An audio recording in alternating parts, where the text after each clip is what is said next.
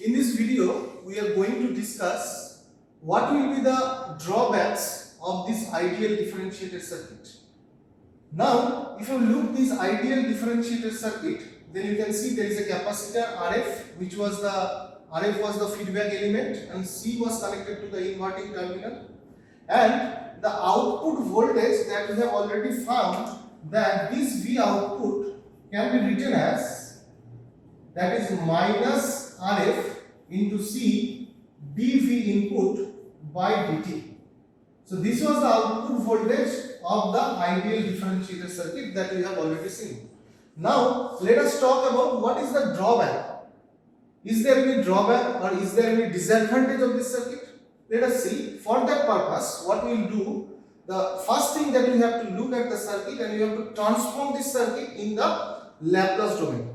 That means if I want to transform the circuit in this Laplace domain, then what we have to do, we have to replace this C as 1 by Cs, because the Laplace transformation will give us 1 by Cs, and this RF will be same RF, and this input voltage will be written as V input of S, because we are talking in the Laplace domain. Similarly, we have to write here the V output as V0S.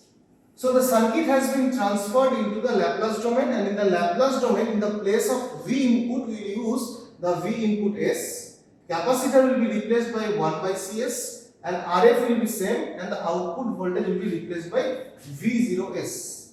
Now, since this op amp is ideal, so you can see that the op amp is ideal, we have already assumed. So if it is ideal, then the input current flowing into the op amp and the current coming outside of the op amp will be 0. We have already discussed that. So here the input current will be 0 ampere, and here the output current that is coming from the op amp will also be 0 ampere. So now what will happen? So the ideal op amp is there and there is a negative feedback, and the output cannot go for the saturation voltage. So what will happen? So in this circuit, the virtual ground will be valid. So here the virtual ground concept will be valid. So if the virtual ground concept is valid, then you will know that we can say that the inverting terminal potential was equals to the non-inverting terminal potential. What was non-inverting terminal potential? It was 0 volt because it is grounded.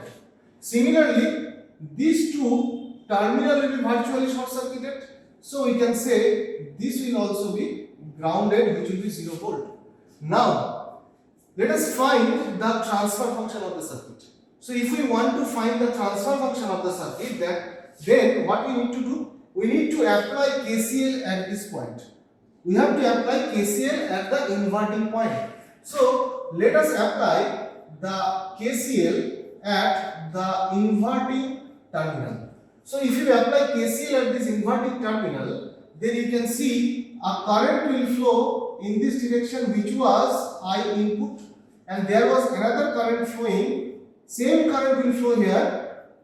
So this is I input. So now if I apply KCL, what will be the value? So you can see if I apply KCL, then 0 voltage minus input voltage. So we can write 0 minus input voltage divided by the 1 by Cs, because we are talking in the Laplace domain. Now here the voltage is the 0 voltage minus V0. So it will be 0 voltage minus V0S divided by RF will be equals to 0. So you can see that this will be the KCL equation at this inverting terminal. Now from this KCL equation, we can find the value of the transfer function. So if we want to find the value of the transfer function, then so from this equation, what we can write, that here it is minus V input by S divided by 1 by Cs, and here it will be plus, there will be minus V0 S divided by Rf, that is equals to 0. So now if you further simplify this equation, so we can say that it will be V0 by S divided by Rf, which will be equals to minus V input S divided by 1 by Cs. Now, as you know, the transfer function of the any circuit is denoted by Ts, which is nothing but the Laplace transformation of the output divided by the Laplace transformation of the input. So we need to find V0 by V input S. So from this equation, if you look, then it will be V0 S and there is minus V in S. So it is V0 S and there is V in S. So from this value, if I calculate, then it will be minus Rf into C into S. So this is nothing but the transfer function of this circuit. So from this transfer function, we will see another thing. So if I write the transfer function of the circuit, that transfer function of the circuit can be written as, right now, it will be minus S into Rf into C. So this is the value of the transfer function. So we have found the transfer function of the circuit, which was minus S C Rf. Now to find the drawback of the ideal differentiated circuit, what we have to do, we have to see what is the pole zero diagram of this circuit, and we have to also see what is the frequency response of the circuit. So let us first discuss the pole zero plot. So to find the pole zero plot, we know that there are two axes. The first axis is the real axis, and this is the sigma, and this is j omega. This is the complex axis, this is the real axis. Now if you look at this transfer function, so in this transfer function you can see there is only one zero. There will be one zero at the origin. So if I want to plot 1 0 at the origin, so this is the 0. So you can see this is the value of the 0 of this pole 0 plot. That means this circuit contains 1 0 in the pole 0 diagram. So now let us see what will be the frequency response of the circuit. So from the frequency response and the pole 0 plot, you can determine what is the drawback of the differentiated circuit. Now if we want to find the frequency response, you know that to find the frequency response, what we need to do? We have to put S equals to j omega. So let us put S equals to j omega in this equation. So if I put the value of S equals to j omega, so it will be T of j omega. That means minus j omega into C into Rf. So this is the value of the Ts after putting S equals to j omega, because we need to find the frequency response. Now if I take the magnitude of this frequency response, so it can be written as, this minus will be not there, this omega will be there only. So omega into C into Rf.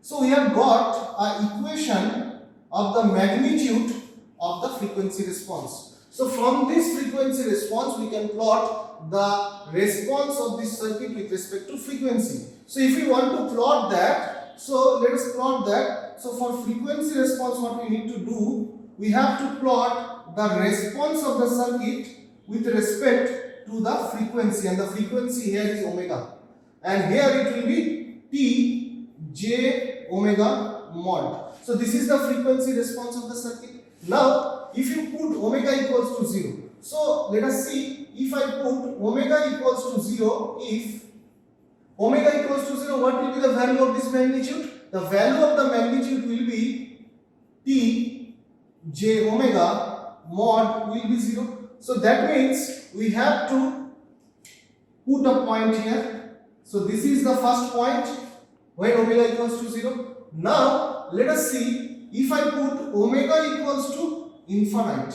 If omega is infinite, then what will happen? The value of this T j omega. So value of this T j omega will be, there will be infinite. That means we will get an infinite value. So it will get an infinite value.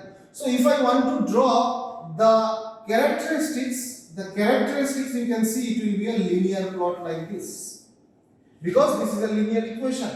So now if you look at this equation, so this is the frequency response of this circuit, that is the ideal differentiator circuit. Now if you look at this frequency response, you can say, if I ask you, what will be the slope of this equation? You will say the slope of the equation will be nothing but this one. This is the slope. So what will be the value of the slope? The value of the slope means this one divided by this x-axis. So if I put this one divided by this omega, it will come out C into RF. So the slope of this equation will be C into RF. So this is the slope of this equation. So now what are the things that we can conclude from this frequency response? So if you look carefully, then you can see at omega equals to 0, the value of this frequency response is 0. But as the omega is tending towards the high value and going to infinite, then the Tj omega value, that is the frequency response, is having infinite value. So that means what we can say, that at omega equals to infinite, the frequency response is infinite for this case of ideal differentiator. This is the main problem or the drawbacks of this ideal differentiator. So we have seen that at omega equals to infinite, the frequency response is getting a value of infinite, which is a drawback of this ideal differentiator. And this drawback is known as high frequency roll-off. So this high frequency roll-off is the major disadvantage of this ideal differentiator circuit. Now, how to remove this high frequency roll-off? So to remove this high frequency roll-off, what we need to do, we need to modify this ideal differentiator circuit, and we draw the modification of the ideal differentiator circuit, which is known as practical differentiator circuit. So in the ideal differentiator circuit, what we have seen, that there was a high frequency roll-off, and to remove that high frequency roll-off disadvantage, what we do, we need to modify this circuit, and this circuit will be called as practical differentiator circuit. Now what is the modification? The modification is that here it was only capacitor. What we will do, we will add a resistor in series. So this is the resistor that has been added in extra with this capacitor, and this circuit is known as the practical differentiator circuit. And in this practical differentiator circuit, what will happen, that high frequency roll-off factor will be eliminated. Now let us see how that high frequency roll-off factor will be eliminated in this case. So now if you look at this circuit, so in the inverting terminal, the R and C resistor has been connected in series. Now there will be an input voltage here, V input. Now again, what we will do, we will transfer this total circuit in the Laplace domain. So if we transfer this total circuit in the Laplace domain, then this V input will be replaced by V in S, and this V output will be replaced by V output S. In this way, we have transferred the total circuit in the Laplace domain. Now let us find the KCL equation at this inverting terminal. So if we apply the KCL equation in this inverting terminal, so what will be the KCL equation? The KCL equation at the inverting terminal can be written as, you can see here, it is virtual ground concept valid. So this is 0 volt, this is 0 volt. So 0 minus V input, 0 minus V input, and let us denote this impedance, that is the series of this R and C, as Z. So 0 minus V input divided by ZS divided by ZS plus 0 minus V output, 0 minus V output divided by RF, equals to 0. Now we have to find this value of Zs. So what will be the value of Zs? So if we want to find the value of Zs, which is the series combination of R and C, so this C will be replaced by 1 by Cs in the Laplace domain. So now Zs can be written as R plus 1 by Cs. So from this we can write that Zs is equals to 1 plus RCS divided by Cs, and we will replace this value of Zs in this equation. Now let us find the value of V0 by V input. So if I want to find, then what will be the value? So here it will come out to be minus V input divided by Zs, and here it will be minus V0 divided by Rf is equals to 0. Actually they are V input s, V0 s. So we can say these are originally V input s and this is V0 s. So from this equation, if I take this term on the right hand side, then I can write V0 s divided by Rf is equals to minus V input s divided by Zs. Now take this term in the denominator, so we can say that V0 s by V input s is equals to minus Rf divided by Zs. So this is the transfer function of this practical differentiator circuit. Now if I say the transfer function Ts, then I can write it as minus Rf divided by Zs. So this is the final transfer function equation of this practical differentiator circuit. So this is the transfer function of this practical differentiator circuit.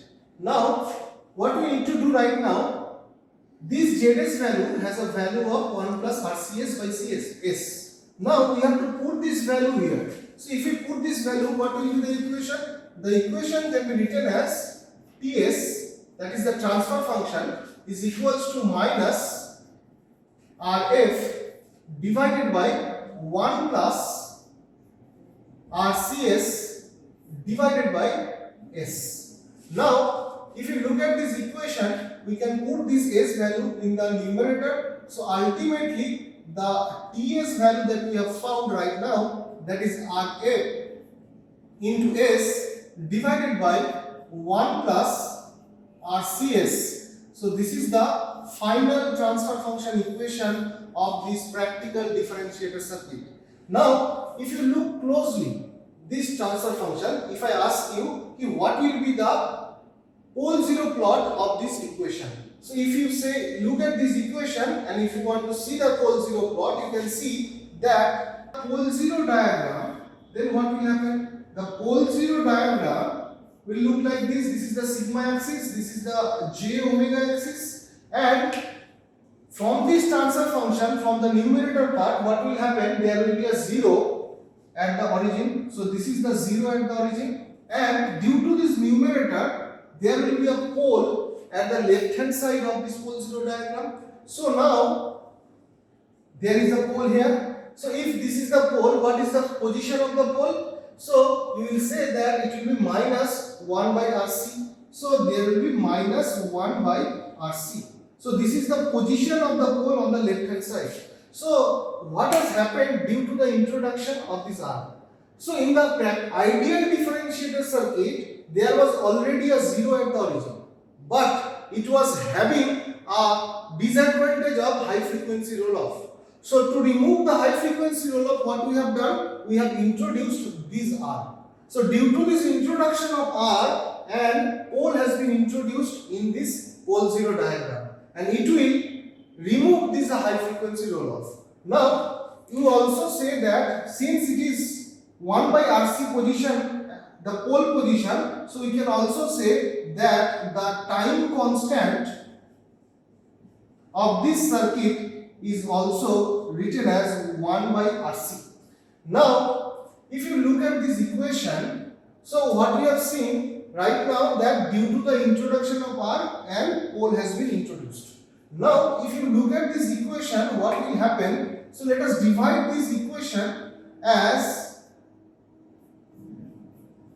now you can see there is a CS here, RFCS, and this is RC into S. Now divide the equation using the RC. So if I divide this, then I can write it as RF.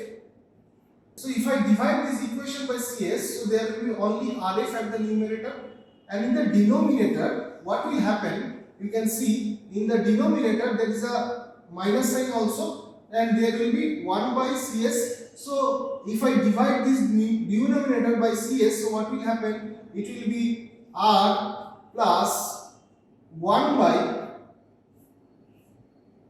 CS. So this is the formation of the equation right now. Now in this equation, let us divide the numerator and denominator by R. So if I divide the numerator and denominator by R, so what will be the value right now? So this will be RF by R. So you can see it will be RF divided by R, and in the denominator it will be R by R means 1, and here it will be 1 by S into C into R. So this is another formation of the transfer function that we have found right now. Why we have need to find this? Because right now what we are going to do, we are going to see the frequency response of this practical differentiated circuit. So for this finding the frequency response of this practical differentiated circuit, we have modified this transfer function equation to this transfer function equation by some simple mathematics. Here we have divide with the CS, here we have divide with the R. Now using this equation, we will see what will be the transfer function of this circuit and what will be the frequency response of this circuit. So this is the modified transfer function of this circuit right now. Now if we want to find the frequency response of this circuit, so what we need to do? As you know, if we want to find the frequency response, we have to put S equals to J omega. So let us put S equals to J omega in this equation. So for that purpose, there will be S equals to J omega here, and in the numerator it will be minus RF by R, and here it will be 1 plus 1 by, this is S, so there will be J omega, and here it will be CR. So this is Tj omega. Now if you look at this equation, so in this equation you need to find the magnitude of this Tj omega. So from this equation, what we will do, we can modify this equation as T of J omega, and here it is minus RF by R divided by, the J is in the denominator, so we can write it as 1 minus J 1 by omega CR. Now this is the frequency response equation of this practical differentiated circuit. Now if you remember the high pass filter transfer function, so the high pass filter transfer function, if you denote, so I am writing here the high pass filter transfer function. So this high pass filter transfer function, what will happen? So you know that the high pass filter transfer function will look like this, that T of J omega is written as A0 divided by 1 minus J omega L divided by omega. So this is the transfer function of a high pass filter, a passive high pass filter. What is this A0? A0 is the magnitude. Omega L is nothing but, omega L is the low 3 dB frequency,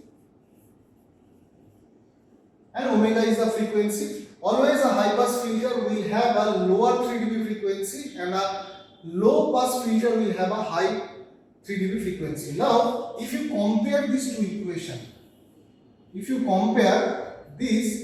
equations, so you can see that these two equations are similar. The formation of these two equations are similar. That means you can say that this practical differentiated circuit is nothing but a high pass filter, where A0 is nothing but, what is the value of A0 here? A0 value is nothing but minus RF by R. What is the value of omega L here? Omega L, which is nothing but the lower 3 dB frequency of this high pass filter. So since it is acting as a high pass filter, so we can also find the value of the lower 3 dB frequency of this practical differentiator circuit. So omega L can be written as, there is omega L by omega, here it is 1 by omega CR. So we can say that omega L value is nothing but 1 by CR.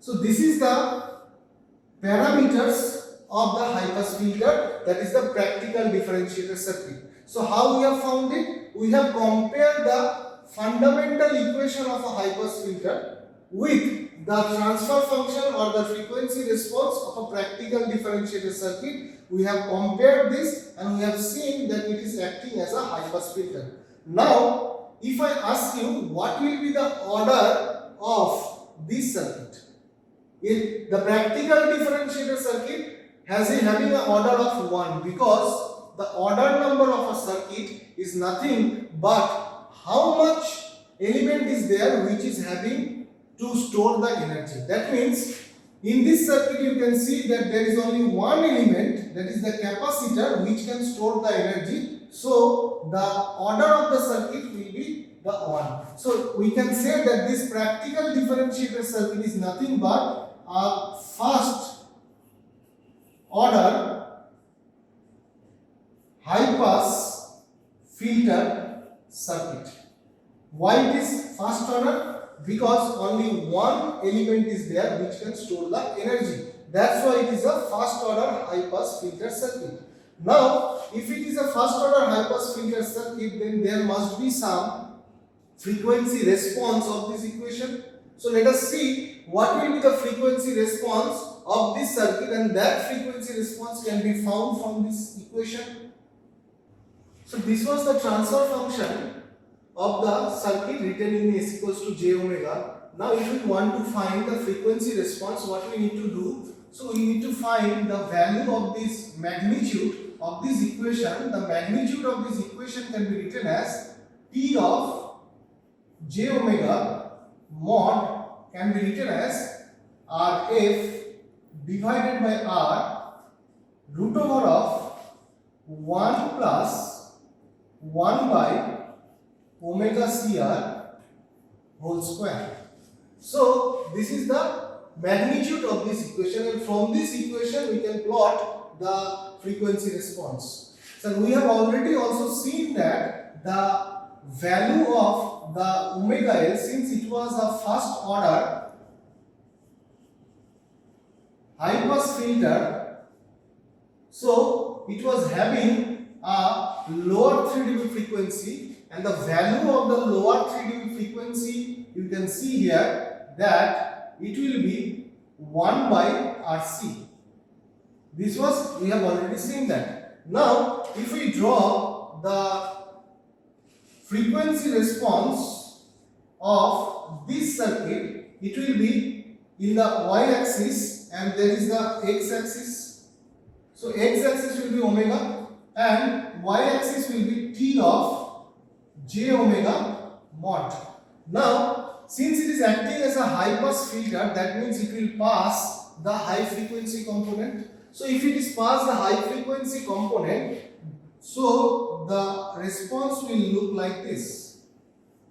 So this is the high frequency response. Now what will be the lower 3 dB cutoff frequency? The lower 3 dB cutoff frequency can be written here. So this is the lower 3 dB cutoff frequency, that is omega L, and the maximum value here is nothing but the A0. What will be the value of A0? So the value of A0 is nothing but minus RF by R. So here we can write that A0 will be equals to mod of minus RF by R, and here at the lower 3 dB frequency it will be A0 by root 2. So this is nothing but the frequency response of this practical differentiator circuit. So now you can see that at omega equals to infinite, we are not getting the value of tj omega as infinite, because at omega equals to 0, the value of tj omega is 0, but at omega equals to infinite, we are getting the value of tj omega as a0, which is a finite value. Previously, in the case of ideal differentiator circuit, this value was going to be infinite, which was calling as high frequency roll-off, and that was the drawback of the ideal differentiator circuit. That's why we have introduced this extra element as R. Now, due to this introduction of R, what is happening at omega equals to infinite, the frequency response is having a finite value. It is not having an infinite value. That means in this circuit, the high frequency roll-off factor has been eliminated. But still, this circuit will have some drawbacks. So what will be the drawback of this circuit? Though this circuit is eliminating the drawbacks of the ideal differentiator circuit, but it is having some drawbacks. So what is the drawback? So now if we discuss the drawback of this circuit, so what has happened? So if we want to find the bandwidth of the circuit, if I want to find the bandwidth of this circuit, so what will be the bandwidth? We know the bandwidth of any circuit can be written as 3 dB frequency minus lower 3 dB frequency. But in this case, you can see that the higher 3 dB frequency has infinite value. So that means the bandwidth will going to have a infinite. So this is the disadvantage, or this is the drawback of the practical differentiator circuit. So what we have done till now, in the ideal differentiator circuit, there was a problem of high frequency roll-off. That's why we have introduced the value of R. So after the introduction of the R in the ideal differentiator circuit, the high frequency roll-off has been eliminated. Now there is a problem right now, that the bandwidth of this circuit is becoming infinite. So if the bandwidth of a circuit becomes infinite, so what will happen? So if the bandwidth will be infinite, then the high frequency noise. So if there are some input, and if the input is having some high frequency noise, then that high frequency noise will also be get amplified at the output.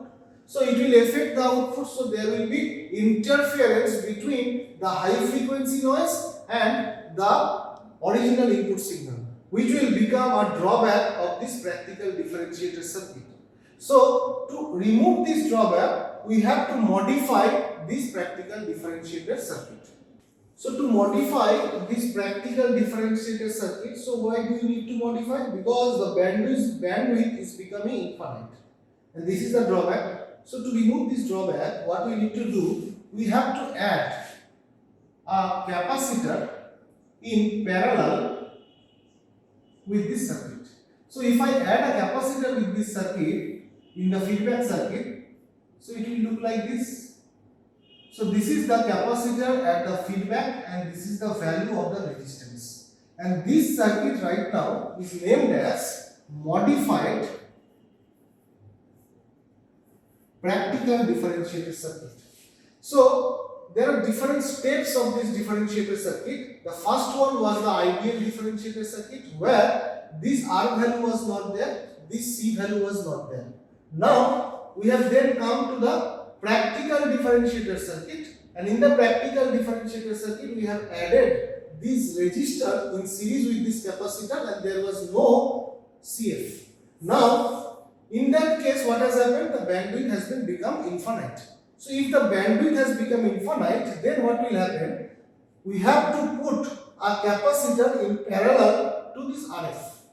So if I put a capacitor in parallel to this RF, then what will happen? This bandwidth will become finite, and this is called the modified practical differentiator circuit, which is the most advanced or mostly used practical differentiator circuit, using a capacitor here at the feedback and using a resistor here.